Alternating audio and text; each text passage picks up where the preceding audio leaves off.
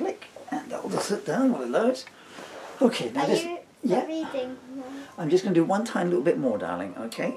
And this one might be more for YouTube than for us, although obviously you own the copyright of it. So, hi, if this does hit YouTube, I'm Paul Murphy, and the reason I'm doing this is because I've got two cameras going in. Oh, Emily, try that on the cameras, it's quite funny. This means nothing to you if you're watching this, but we're having a great time doing this, or rather I am. So I'm Paul Murphy, and this is my beautiful daughter, Emily Jade. Now, here's a little story for you, that, and you don't know this, but before Emily here was born, I wrote this book, well, almost before Emily was born, and the continuing private diary of Emily Jade Murphy, age 6 months and counting, because this is the second book in the series. I've got the books yet to post. Anyway, here's the somewhat spooky thing about it. So, I wrote this diary, purportedly of a baby, who is the world's most intelligent, sarcastic, lateral thinking, verbal put-downing baby ever, you know? And the strange thing is that Emily here, who is now 8 and 4 days, aren't you? 8 and 4 days, I think you are. That sound you may or may not hear is our son, is my son Dylan, and her brother and my son, who's upstairs playing a computer game. I'm getting outside. Anyway, so here's the spooky thing. So I kid you not, right? I kid you not. So I wrote this, and you have become. This is you. Before I even, you know, had any inkling about you or anything, you know, of personality and how you grow and everything. But this is literally how you've become. You know, it's, you know, so I just kind of wrote it 8 years in advance, because you're funny, you're comic timing. I mean, I kid you not. I mean, I'm zipping back from talking to Emily and talking to the camera here.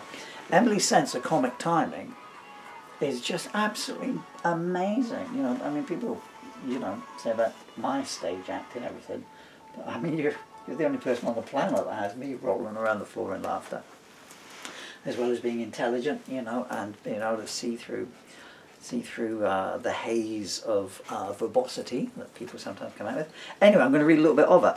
Of course, this was written, you know, sort of slightly adult, so I've got to try and find something here that isn't. Oh, actually, there's one bit here where I think you go to the beach or something at the start of this book, doesn't it?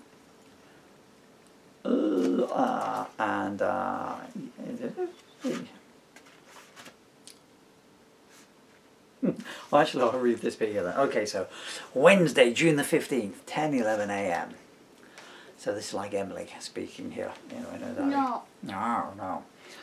The dadsy person, that's me, has learnt nothing from yesterday and has taken us on another outing. Although, as we've only gone as far as the back garden, it is only 20 feet from being an inning. I haven't read this like in years, so this is a fresh book to me. I did wonder why he was not in bed, so I thought he was supposed to be ill.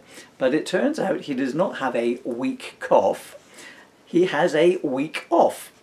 And he is determined to cram as much into it as possible, with the exception of doing the gardening, trimming the hedge, tidying the garage, putting my outgrown clothes and unplayed with toys up in the loft, or any of the other multitude of helpful jobs that the Mumsy has been nagging him to do. He is trying his best to spend some quality time. So you're flicking this camera here now. I'm going to move this camera around, aren't I? And I got to do this. Okay, well, okay. And I got to do this. So where are you going? You're going up. Right, where do we get here? So the dadsy is trying his best to spend some quality time with me. I shall ignore the unspoken slight that changing my nappy is not quality time. And he has shot into town bright and early this morning and come home with a paddling pool, which he has almost given himself an aneurysm trying to inflate for the last 30 minutes, until he worked out that you had to press the valve thing in before you could actually blow air into it. Well, I say until he worked it out. What I actually mean is until the Mumsy pointed to the picture in the instruction booklet, an act which increased his emasculation but decreased his chances of becoming yet another paddling pool related fatality. Said item suitably inflated, I am now sat in it, whilst the Dadsy lies red-faced and dizzy-headed on the ground next to it, trying to re-inflate his lungs. I'll just... A piece of trivia, that's almost a true story. What happened was, when Dylan's first paddling balls, I bought for you, you know, the inflator that I use, you know, to pump up your pools now, we didn't have one, but of course, 30 years of Daddy playing harmonica and saxophone on stage, you know, I had these amazing lungs and everything, and I literally blew up, you know, your paddling pool, this huge paddling pool, just using my lungs. Those were the days, which kind of amazed your mother. In that way that she sort of raised an eyebrow going, yeah. I'd just driven into town and bought a pump. Anyway, where are we to here? 12:36 p.m. That was quite enjoyable actually. Item should be called either a sitting pool, since it is not deep enough to paddle in, or a piddling pool, for obvious reasons.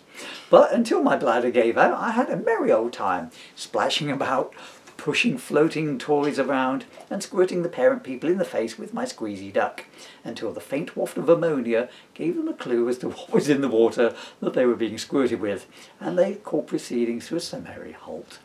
You are on a roll, Dadsy. What else have you got lined up for me on your holiday? 1:51 p.m. Lying on the sofa moaning that you have ruptured yourself inflating my pool does not count as enjoyment. Roll back to square one in my gratitude. See, this is just you. I'm going to do another. I'm enjoying this. I'm going to do another bit.